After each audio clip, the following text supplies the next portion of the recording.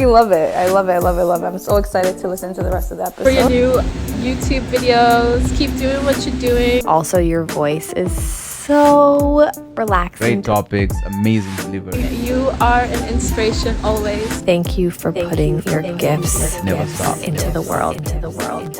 I'm here to give you the keys, not just to survive, but to thrive. Grab your pens, grab your notebooks. Let's go. Hey, loved ones, and welcome back to Wisdom Wednesdays. I am joined today by a special guest, Genevieve. Hi. Hi. Thanks for joining us. Good, and yourself? Yeah, great. Yeah. That's awesome. That's awesome. So I'm going to ask you some questions, if you don't mind. Yeah. All right. Go. Okay. Let's do it. First things first, who the heck are you? I am a woman in her 40s, as we were just discussing. Love it. And I am a mother Mm-hmm. and a partner Mm-hmm. and a sister and a daughter and a friend and all kinds of things. I love it. Mostly good. Those are amazing No, actually, things. all good. All Are good you kidding things. me? Yeah. Those are great things. Yeah. How much water did you drink yesterday? I drink a lot of water, actually. Like all of what you're supposed to, the 8 glasses? No idea, but a lot for me. You're not dehydrated. Well, I like that. It's kind of important. Yeah. We'll get into that later. Okay. I got lots. Perfection. Yeah. So what's your favorite smell? Peach-colored roses. I don't know what the name of them is, Oh. but also Body Shop coconut body butter. Oh, wow. Right? That sounds good. Yeah. I'll have to try it one day. Touche. Touche. Mm-hmm. What are you known for? Being silly. That's a fact on God and period. Oh, I'm also known for being really nice and like a good Samaritan. Yeah. Like that's a, like it's like Gord's like almost to a fault. Like he's like we gotta do stuff. Like just We're let on me our help way. that lady with her shopping cart. I'm not joking. That's amazing. Yeah, I'm amazing. That's lovely. I also know her for photography. She is a phenomenal photographer. 2 words that don't start with F. What's your sign? I'm Aquarius. Love it. Yeah. And what's one thing you're most proud of?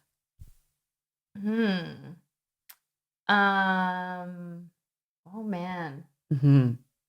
What's one thing that I'm most proud of?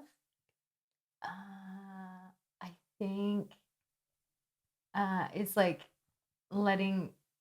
totally facilitating whatever like route my child wants to explore Oh, that's so cool. and not like boxing him in. And just letting him do his thing. That's amazing.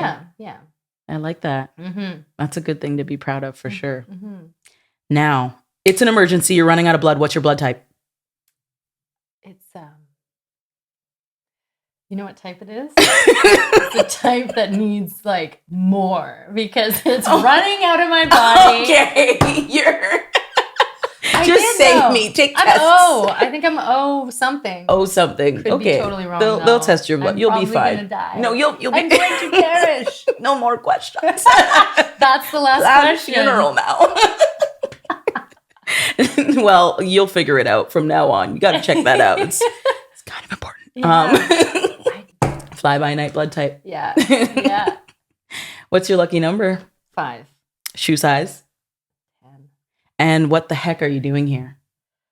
I am trying to have a good time and raise awareness and make it more comfortable for people to talk about mental health, which we're doing so much more as a society, which is so nice because they didn't do that even 10 years ago, 20 years ago when I was growing up. Definitely. It's amazing how socially acceptable it is to check in on people and yourself and like just be, cognizant of what's going on in and around you. And it's awesome that this is happening. I love it. I love it. Mhm. So if you didn't catch that, today's topic of discussion is kind of meaty. You should grab your pens and your notebooks. It's mental health. So I'm just going to break down a little bit of mental health so that we can all be on the same page starting off. Mental health includes our emotional, psychological, and social well-being. It affects how we think, feel, and act. It also helps determine how we handle stress, how we relate to others, and make healthy choices. Mental health is important at every stage of life, from childhood and adolescence through adulthood. So there are 4 types of mental health: anxiety disorders, personality disorders, psychotic disorders, and eating disorders. So the first thing I'm going to mention are 5 warning signs for mental health. The first is long-lasting sadness or irritability, extremely high or low moods, excessive fear, worry, or anxiety, social withdrawal, dramatic changes in eating or sleeping habits. And a few of the things that can cause mental health problems are childhood abuse, trauma, or neglect, social isolation, loneliness, experiencing discrimination and stigma, including racism, social disadvantages such as poverty or debt, bereavement, which is losing someone, a death, especially someone close to you. And this can include losing close relationships, even though they have ended and a life may not have. The last 2 are severe or long-term stress and having a long-term physical health condition. So, that being said, I wanted to kind of touch on the topic of the fact that mental health is important to be aware of, no matter what age you are. Yeah. Because I feel like something that I've noticed happening, like you mentioned, in the last 10 years of growth, which is phenomenal, but also change and awareness. Some people are being diagnosed or becoming aware of mental health that they struggle with at later ages, but also children are hopefully getting more of a chance to become aware of mental health sooner, because obviously Yeah. it has a hand in how they function. And so what are some of the things that you have to say about that? Or Well, I agree. I think it's great that, like we were saying, there's more awareness now than has ever been, especially with the internet being, kids have more access to the information. yeah. With that comes a lot of negative stuff that gives them bad mental health. But then there's also more awareness, and then there's there's videos and people they can watch and stuff like that to kind of like get more info. And personally, when I grew up, I have a British mom, and so I mean, Yeah. they don't talk about mental health a lot. It's like just No. get it under the rug. And I grew up in the 80s and the 90s, and I had ADD and nobody knew. And Wow. and it's hard to, they didn't even, I guess, even until 10, 15 years ago, really start researching females that much. So I didn't get diagnosed till I was 30. And that would have been friggin' helpful. Yeah. Especially in like school settings and work settings. Because it affects your, when you don't know why you can or can't do something, then it just immediately affects your self-esteem. Even when you do know, that at disadvantage you're at, as opposed to like, in contrast to your peers and your classmates, it's like you're constantly checking on yourself compared to everybody else. And then that can make you depressed, and then everything just kind of bounces off each other. So Definitely. the sooner you know what is going on with you and can identify the different levels of all the different characteristics that make up this thing, then the sooner you can understand it. And then getting the tools, like all those steps take time. It doesn't just happen overnight. Definitely. You know what I mean? Like, I got diagnosed 11 years ago, and I'm still trying to figure out how to get my right systems in order to be successful day to day. Yeah, it's definitely a learning curve, and I can understand how like they feed into each other, especially because like you obviously can benefit from knowing, But if you're constantly questioning yourself, I'm sure it can impact your confidence, which is in direct correlation with like your depression and low moods and things like that. And when you're questioning and you don't know for that long at that young an age, that groove that like gets set in your psyche, it's deep. So there's so much work to get out of that. Yeah. It's like, that's really amazing. I like the way that you put that because it's kind of reminding me a little bit of the pathways that I've spoken about previously that exist in our brain. And it's just like picturing a map. But I like that you mentioned the deep groove because pretty much something that you've done over and over and over again, repetition is what creates those deep pathways and those deep grooves. Yeah. And so healing them or rerouting them requires deep construction. Like unpacking it and then, filling that in with all the good stuff and then paving it over and hopefully that breaks apart again. Nothing happens and goes wrong. Yeah. It's definitely a learning curve and something that I feel like is helpful to be more aware of the sooner you're aware of it. Yeah. Especially because speaking for myself, I have PTSD and I experienced depression after birth.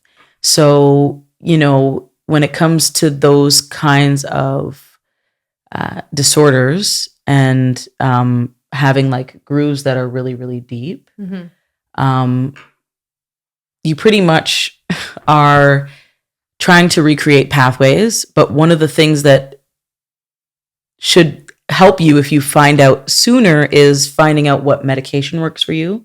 So I'm not sure what happened in your case, but I am personally very experienced in, trying something out that didn't work the first time and then trying out something different and having to go through a couple of different types of medication or different doses to find out where the sweet spot is for you. Exactly. And so when it comes to trying to find that sweet spot, that in itself is just an uphill battle. And it requires a lot from you emotionally and mentally to be resilient and try to, overcome.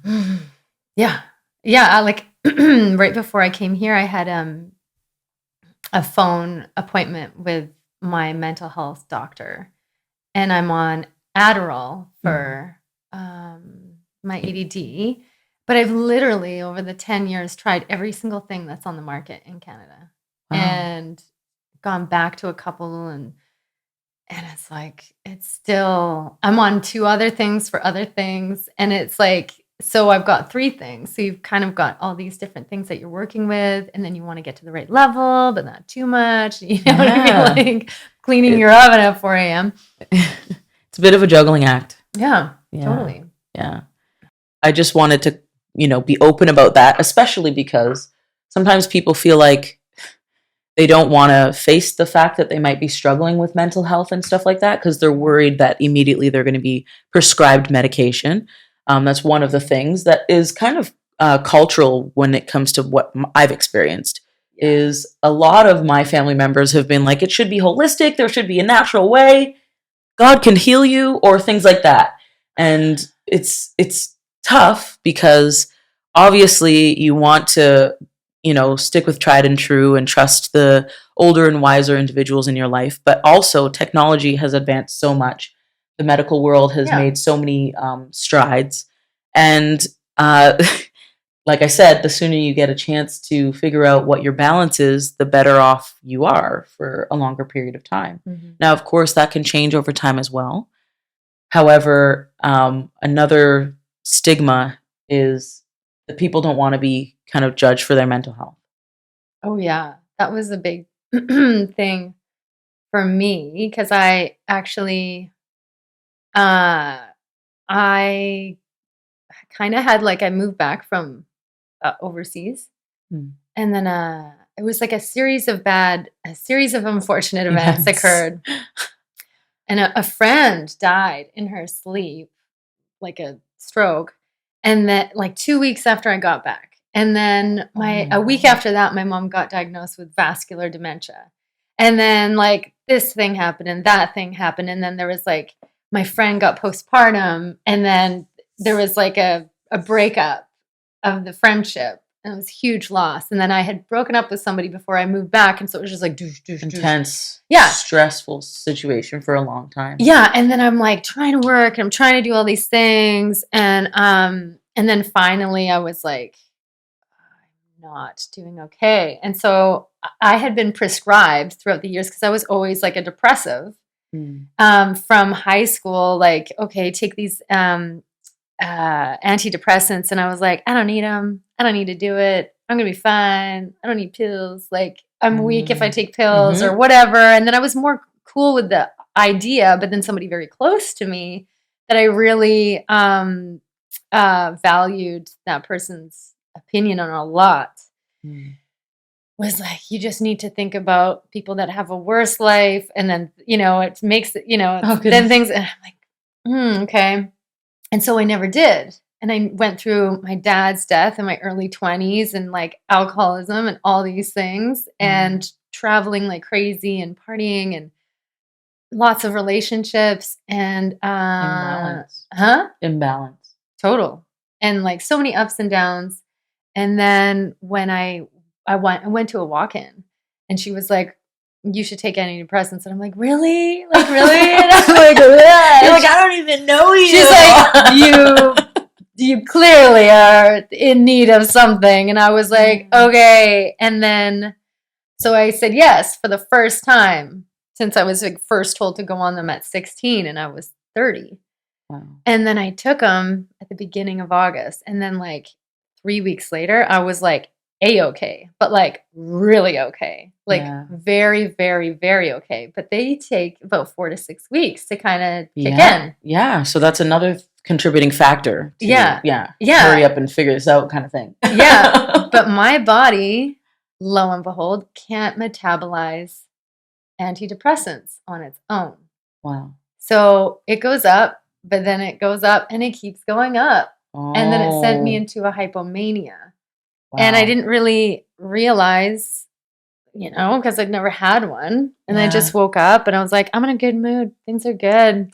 It's good. I know it's called into work, and I was like, I'm sick. And then I just like partied for a few days. But then on the whatever it was, I think I slept 7 hours in 3 days.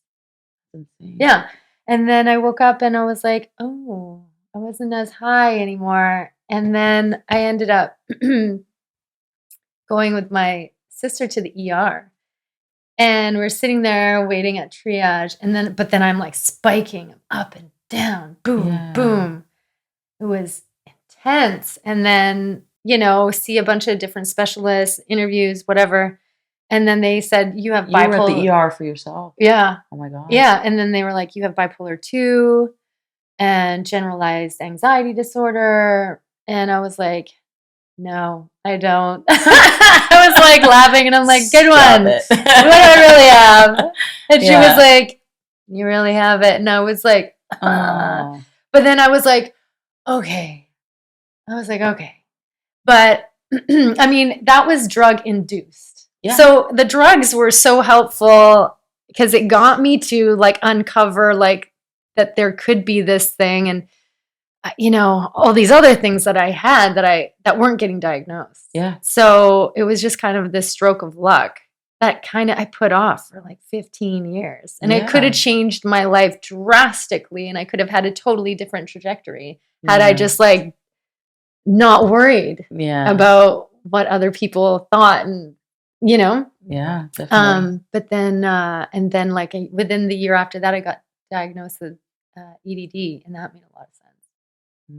And then it was like this, but man, it takes a long time to come back from that. It's just like such a slow climb back to being normal again.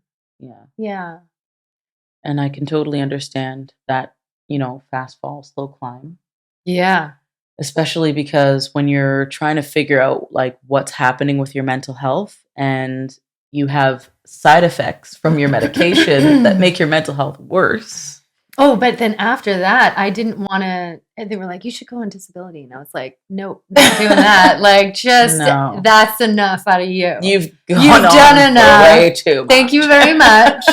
I'm just gonna They were like, take "You that can't little even-" Happy Meal, and I'm full. Okay, peace out." And then so I'm like, I'm gonna get 3 jobs just to like make ends meet. And then it was just like crumble after a while. And then, I mean, thank God we live here in Canada. Like, yeah. And so, and then I was able to like get medication for free. Yeah. Because like you can't worry about like putting a roof over your head and paying for every single morsel that enters your mouth and every single bill when you're just like inside out. Exactly. You know? On top of that, like the cost of medication would just it'd be unfair. Totally. Unattainable. Yeah. So I was extremely lucky in how it all kind of played out. But yeah, I mean, it's like 10 years later and I'm still trying to get into the right ADD thing. And it just takes a long time because life gets in the way and you're not always paying attention to every single part of you. Yeah. And how it gets affected by the long nights and short days of the winter and this and that. And there's so many things in your day-to-day life. You're like, well, what's contributing to what? And then this sets this off and this. Yeah. So the more you know, you know? Yeah. And it sounds like it's really important to pay attention to yourself, especially because like the things that stand out is that your sleep could be wonky. You could be eating less. You could be eating more. You could be having spikes in your mood where you're super high or super low. But if you're way too busy and you're doing too much and you're not paying attention to yourself, then you're missing all of those signs of your body and your mind screaming, being like, "Hey, I'm not okay right now. Yeah. Please help." Yeah. You know? And excuse me. Can you do something? Just like, you know, like that little voice. Yeah. I feel like one of the things that's probably really scary is knowing that the medication may or may not work right away and that it may take weeks to figure it out. Months, years. Yeah. And, you know, to people who are in countries where they have to pay for medication, that's a whole other added That's abuse. Issue. Pretty much. Hey, I see you're down. Did you want an extra kick? Like it's not necessary. It's really not. Yeah. No, you can't. Even just like going to do things at like certain meetings and stuff. My sister was like my advocate. And if I didn't have anybody, after like an episode, like a hypomanic, like my brain was so scrambled. Like I couldn't take in any information and I couldn't hold on to it. And it was just like, I needed a keeper, like a handler. Yeah. And so I just thought about that all the time when I was going through those years of like all the people that don't have that. Yeah. It's just, how do you even get out of that? It's really important to have a circle of support. Yeah. Especially because I think that they're usually the people who are like, "Hey, is everything okay? You're, you know, high mood, low mood. Have you been eating? You're barely eating. Yeah, What's they're happening?" noticing. They're kind of keeping an eye. That there's been some major changes. Yeah. Because you can't see all the things. You're in it. You're inside the eye of the tornado, right? Yeah. Especially if you are, you know, Girl Guide with all of those badges of like, you know, mom, daughter, wife, you know, partner, sister. That's a lot of badges to wear at all times. You're busy, to say the least. And that's it's fine. It's a superhero, you know, role. That's crazy. So of course you're paying attention to everybody else. Yeah. Right? So you know if there's something up with everyone. Everybody's got to stay alive. But But who needs a bowl of cereal? Exactly. Is someone hungry? then you might not be feeding yourself. So Yeah. that is one of the areas where it's really important in adulthood and childhood. But also, I feel like when it comes to childhood, it's hard to know the signs because children have a lot happening. Yeah. My daughter's 4, and her son is 7. And basically, kids are energetic. That's one thing I wanted to say. Yeah, really, they're no slumps. They're really they're filled with, and they like to touch and go all over the place and like start things but not finish and like make messes. And then, so pretty much, your kid's energy could be attributed to ADHD, or they could be energetic and just need somewhere to let it out. And so in my experience with children and mental health, my daughter was just all over the place. Like I said, I didn't even finish my sentences when I was listing all those things. Like, that's kind of how it feels. It's like it's chaotic. And when she was at daycare, they were pretty much saying a lot of the same things. She doesn't want to sit still. She doesn't want to pay attention. She doesn't want to sit at the circle when everyone's reading. Get her checked out. Stop being boring. She's, there's something happening for her. And I was like, oh, okay, yeah, like no problem. Because she really was like kind of not interested in sitting there and paying attention or focusing. So when I got her checked out by like a pediatrician and got her assessed, something similar that happened to her that happened to my brother was that she was actually assessed as gifted and she was bored. Yeah, that's so boredom can be confused with bad behavior as well. And so because they look so alike, we have to pay close attention pretty much. Just all of us as a team of adults or authority figures, not only just to watch what's happening with the kids, but to have that mental health awareness. Because being able to see the difference, even though they are minute differences, is really impactful. And if people who work with children, like ECEs, early childhood educators, have this knowledge and this awareness, they can actually be like, wait a second, this child may be struggling with autism or on the spectrum or be gifted or have ADHD or, any of the above. And so that's an example of one of the things that I've observed when it comes to kids. People don't really know what's happening because there's a lot happening. Well, yeah, and like, ECE, early childhood requirement. Yeah, well, it's that, but it's also, man, they've got a lot of kids. They have a lot. And they really got to get them fed. They got to make sure they're sitting, that they're not choking. And they're like, yeah, they're keeping them alive. Goodness. They're keeping them on task and like doing this and this and, this one's peeing their pants and, diapers. they're I mean, my son's finishing grade 2 and we had a meeting for an independent education plan for him, and the teachers are great, but they're not psychologists, they're not psychiatrists, they're not pediatricians, and they're the ones that they put the plan together. And I talked to the pediatrician and I was like, this is bonkers that it's not the other 3 that I just said that are putting together, this is what this child needs at this time, and this is like a break kind of thing for them, or they need that. It's like, it's just left up to the homies at whoever's around. School. I'm just like, I could just do this. I'll just do it at home and bring it in. Just one sheet. Just makeshift. I'll just do that. Yeah. I mean, they have to tell you what's available, but so that's helpful. But and they, there's room for improvement for sure. They didn't start. It's not their first day, but they don't. Yeah, it's they just read an assessment from whatever doctors about whatever things they have. Yeah, and then kind of wing it to a certain extent. There needs to be more. There needs to be better. Yeah.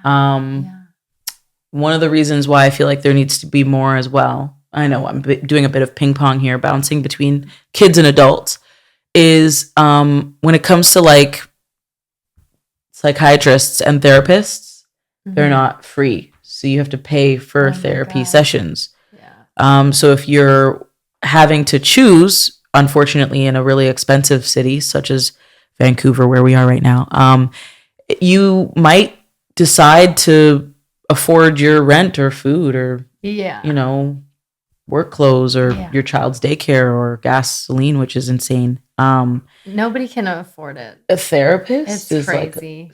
Like slowly making its way down to the very bottom of the list of priorities because it's the first thing every single person needs. Yeah. It should be just free with health covered care. 100%. Yeah. Like we work, we pay our taxes, we have coverage with healthcare, and then we have dental coverage.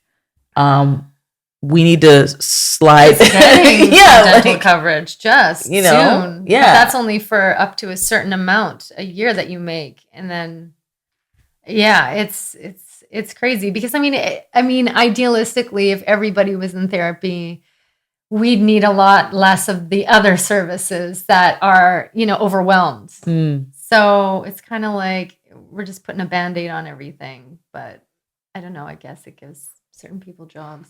Yeah. I mean, it's one way to think of it for sure. But definitely need access to therapists. Of course, appreciating, all of the other areas and stuff. Yeah.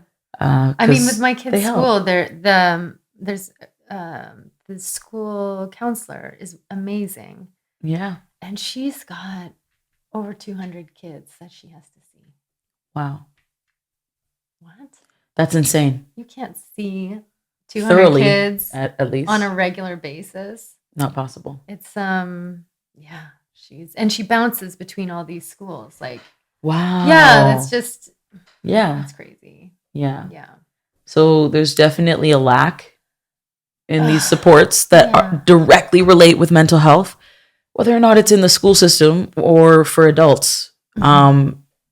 Just a lack of accessibility and then a lack of circles of support is the perfect recipe for a disaster in your mental health. No one's keeping an eye. People aren't informed or aware. Yeah. Well, people used to live like around their families more and didn't have to rely on their partner or their, other immediate family members to be everything for them. And now people move away. Families aren't close. There's no grandparents that are helping. It's like there isn't that built-in community that we used to have. Yeah, the village to raise a child. Yeah. I mean, we can live anywhere. Yeah. Relatively speaking. And people do.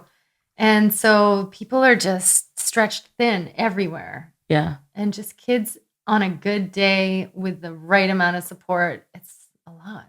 Yeah. Yeah. Yeah. Yeah.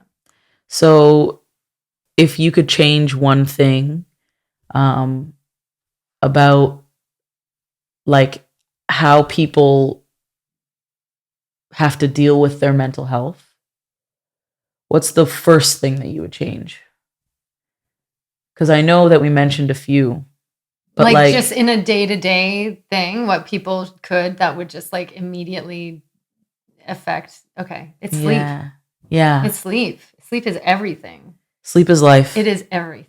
And this is not an understatement. Pretty much your sleep dictates whether or not you're retaining information. It dictates whether or not you get a chance to ever process the information that you need to retain. It also feeds into whether or not your balances in your body of all the chemicals, including the hormones, are at healthy amounts. Sleep deprivation can kill brain cells, and they aren't rebuilt from that. So it's damaging your physical brain, like the actual tissue of your brain. Yeah. But most importantly, last and not least, sleep is the only state in which our bodies have the ability to heal. So even if you went to a therapist, you had medication and you knew what was happening with you, but you were neglecting your need for sleep, the actual tissues would never repair themselves. Those grooves that are needing construction or the roads in the map, they'd never receive that construction because you're not getting enough sleep to power the people to improve that property, the land in your mind. So I'm really happy that you said that. Yeah, that's what happened to my mom. I mean, so much research has been done recently about like specifically dementia, Alzheimer's, and yeah, I think it can be hereditary as well. But apparently, if you just don't get that eighth, and I'm not talking like first, second, third, fourth, fifth, sixth, seventh, but the 8th hour of an 8-hour sleep, it's the 8th hour that locks it all in. And that's terrifying because nobody gets that, but like lazy teenagers. Hides behind hair. Yeah. Well, I mean, my mom, she had 5 kids. I'm the youngest. And my brother, the oldest, was going into high school when I was born. Wow. He was going into grade 8. He was 13. And you think about the amount of sleepless nights that woman has had and how early she got up at like 5 every single day. And she loved reading and she'd read super late. Like she probably was running on 3 to 4 hours for decades and sometimes like broken sleep. And she got, my dad passed away from prostate cancer at 57. Wow. And then she basically was already showing signs of it. Of dementia. Yeah. And she's been in a home. She's on her 2nd home. She's been in a home for, I don't even know how long, like almost 10 years, assisted living before that. And then like on her own for too long while we were waiting to get her into a place. Yeah. She's hasn't been able to speak in years and years. And it's like, I think it's stress as well. It's like sleep is everything. Yeah. Because the neural pathways, they cannot build back. They can't when you don't get enough sleep. And so my partner is always like, stop it, go to bed, stop watching Bling Empire, just go to sleep. Who cares what Khloe Kardashian's doing? It's so hard. And I'm like, I need to watch another murder documentary. But it's true. He's like, you're gonna get Alzheimer's. And I've got dementia and Alzheimer's on both sides of my family, and I can feel it sometimes. I'm like, oh my God. Like, that's terrible. It's not good. So it's sleep. She should be sleeping right now. I should be. This isn't even. I should be. It's sleep is everything. Yeah. I mean, and it affects my emotional ability to deal. Yeah. So that stress huge. factor, like you were saying. Mm-hmm. Yeah. Even being able to come up with ways to cope with stress. Yeah. It's not a thing unless you're sleeping and you're creating those pathways. Because you can think of something right now, but if you never rest and it never registers, which is like, sleep is like clicking the save button. Yeah. Yeah. That's why they say, oh, baby brain. Oh, I can't remember anything. Like, my mind's a sieve. And it's like, yeah, it is, because it's going in and it's going out. Not enough it's sleep. There's nothing blocking that puppy in. Yeah. At all. So it's like sleep is number one for sure. And then, all the regulars, like, diet, exercise. For me, it is sleep and it's sunshine. Like I came from like this small town in northern BC that like everyone in town has a vitamin D deficiency. I'm sure of it. My God. Like everyone's upset, angry. And it was like a torture. And the town next to it, an hour and a half away, has the least amount of sunshine annually than anywhere on the planet. Oh my God. Yeah. Yeah. Like try being an angsty teenager there. It was terrible. It was the worst. I just I can't. It's bad. I can't do winter. It's not good. No, winter's really bad. It's bad. It's the worst. Wow. Winter is coming. I feel like a Canadian She's referring to winter, not the store winners. And so am I. Leave us alone. It's Toronto, not Toronto. Like, who says that? It's Toronto? so weird. Yeah. Like, anywho. Toronto. The British say that. They do, don't Yeah, they? yeah. It's kind of wild. Toronto. They're just like, have you ever been to Toronto? Like, No, but I've been to actually, Toronto. I've seen Toronto plenty. So yeah, cheerio to you guys. I'm really, really glad that we talked about these topics, especially the sleep one. It's super important. I kind of want to do a little bit of just men's mental. Neither of us are men. Okay, we know. Okay, I wanted But to be just- one when I was 3. me too. And like, For a year and a half, it's my important. family called me It's John. important. A lot of people said I was a tomboy. We've talked sure about this. we were. We've talked about this. We were. This is the final episode of the season, you guys. We're going to be away for a few weeks, and so just gonna touch a little bit on men's mental health. Yeah, Because, a little something. I mean, even though we're women, you know a dude or two, I know a few of them. Yeah. I've met a few Yeah. in my day. and I feel like there's one or two that I know as well. Yeah. Yeah, I live with a full-sized one and then a mini, yeah, like the mini-sized one. compact. Both very passionate, fiery. I love it. Yeah. I love it. So, what are some of the things that you've, I guess, been told by men regarding like mental health and such? In regards to, Just mental health in general. Because I feel like men may talk about it, but to their close loved ones, as opposed to like being like, I'm going out, I'm getting a therapist. This is happening, guys. yeah.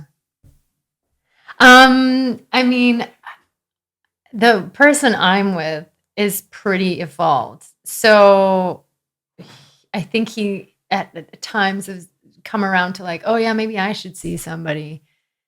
But they're so busy doing stuff that it's, Yeah. I feel like he is pretty evolved and he's got like, female friends and they can, talk about a lot but I feel bad for men. Because they Me don't too. talk to each other enough. Me too. And there's just this huge stigma of like, I feel like naturally they want to just like have a good time and do fun stuff. Of course. too. I mean, who doesn't? But who Yeah. doesn't? But then I think there's like a bit of leaning on each other that really doesn't get utilized because of this kind of like worry about, we don't do that. Yeah. We don't do that. And it's And going to be I feel like- embarrassing. I It's feel just, like big couldn't bring questions are themselves- like, am I gay for like having yeah. tears or like feelings? I feel like those are some of the big things. And so that being said, men also struggle with mental health. Yeah. Personal example from me. I've had conversations with my brother, and when he was going through it as a teenager, he just didn't feel like he could talk to any of his friends, even though he had friends. Mm-hmm. He was doing lots of things like playing football and trying to make sure he was having fun, like you said. Yeah. So, for the men and, just mental health in general, everybody, if it's something that you feel like you're struggling with, Mm-hmm. I think it's important to at least find one person that you feel is a safe person to talk to about it. But another assignment I'm going to give you, just because I like giving assignments to people, is to tell a guy that it doesn't make you anything other than honest, a guy you know and love, that you love them, and not be afraid to give them a hug. But also, if someone is asking you how you're doing, honestly tell them. Mm-hmm. The generic, good, I'm good, you good, I'm good, is not helping us. So actually saying when you're not doing so good is super important, especially in a safe space, obviously. Yeah. But it's Or just something like that I wanna random encourage. check-ins. Yeah. I did that actually. Just exactly that. It couldn't be more self-explanatory. Just randomly at any time contact that friend. How are you doing? how's your life going? What's going on? And I did it like 2 days ago. And he was like, actually, I'm not well. Things are not going good. And he's like, thank you. I love you. And thank you for, thinking to ask me or whatever. Wow. But then it was like, well, what's going on? And then I didn't hear about it. He's a busy guy. He's a busy guy. But it's like, that's so good because though, there's so many people that don't have community. It's like, there's so many times where, we'll see a certain man here or there, and I'll say to my partner, like, he is like one bad interaction from being an incel. Like, that guy needs a friend. That guy needs like a community. It's like goes for everybody, but like we need community more than, and people don't know how to build it. Exactly. Because we're so isolated in our comfy little like vacuums that we've kind of created for ourselves. And the Western world encourages that isolation to an extent, that independence. You should be independent. Hurry up and get out of your parents by 18, live in a little box. Get a bachelor. Start your own life. But then where is your support? So for those who don't have support, I want to mention a line that you can call. It's 1-800-SUICIDE. And this is for even if you aren't having suicidal thoughts, just struggling with mental health. That again is 1-800-784-2433. And this is a 24-hour line that you can call when you are in a state of mental emotional emergency. That includes something that I wanted to give an example of, which is anxiety attacks. Sometimes people don't realize what an anxiety attack is or what it looks like. But when you have post-traumatic stress disorder, that can mean that certain scenarios or situations can trigger you. And so everyone has triggers. Something that has been a traumatic experience for them may either be replicated or reoccur in the trauma's likeness. And so when that's taking place, the brain isn't really differentiating between the Dalmatian that bit you when you were 4 and the Dalmatian that's chasing after you to bite you when you're 40. So your brain is releasing the cortisol and adrenaline and telling you that you're in a state of emergency. And that may result in, a few things: fight, flight, freeze. But a portion of freeze may be having that anxiety attack. An anxiety attack means that your vision feels narrowed and you can't see everything. Your breathing rate is really increased, and so is your heart rate. And even though that's what's physically happening, you feel like you actually can't breathe. And so when you're in that state of a panic or anxiety attack, because it could just come on from a thought, or you're actually triggered by a real occurrence that's in the likeness of a previous trauma. It really helps to do your 5 senses. And that is specifically thinking of something that you can smell in the room, something that you can taste, something that you can hear, something you can see, and something you can touch. And that's grounding.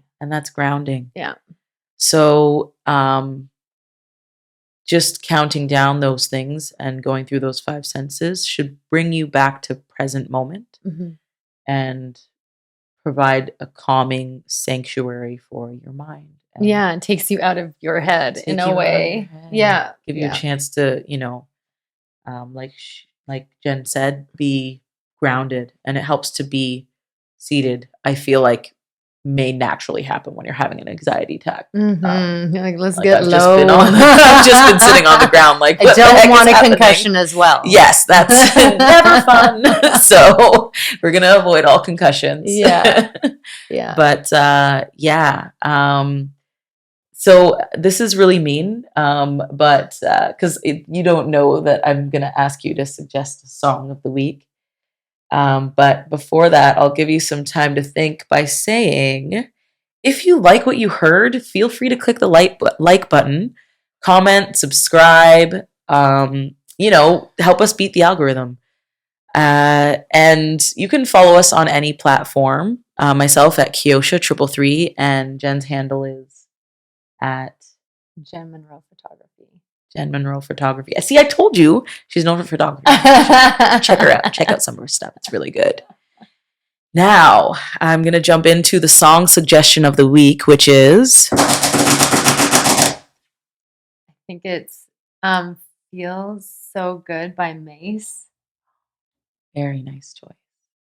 Very nice. Yeah, it's my partner's like happy song. Anyone that listens to it. Yeah. But literally anytime that song comes on, no matter what's going on, the two of us are just like instantly as happy as we can be. And just love that. Yeah. I really love that. Yeah. Wow. So on the hot seat, like no sweat. You're just like, listen, here's the song, folks. Oh, awesome. You're on fire. Yeah. Thank you so I much. could give you a whole playlist. But you can't right now. In minutes. You're not going to catch the playlist. I will. And maybe I'll suggest one of those songs down the road. We should do a happiness playlist. Yes, please. Yeah. Yeah, share it with me. Yeah. Thank you for joining me today. Thanks for having me. It's great. It's a true pleasure. And see you next time, guys. Take care. Bye. Bye.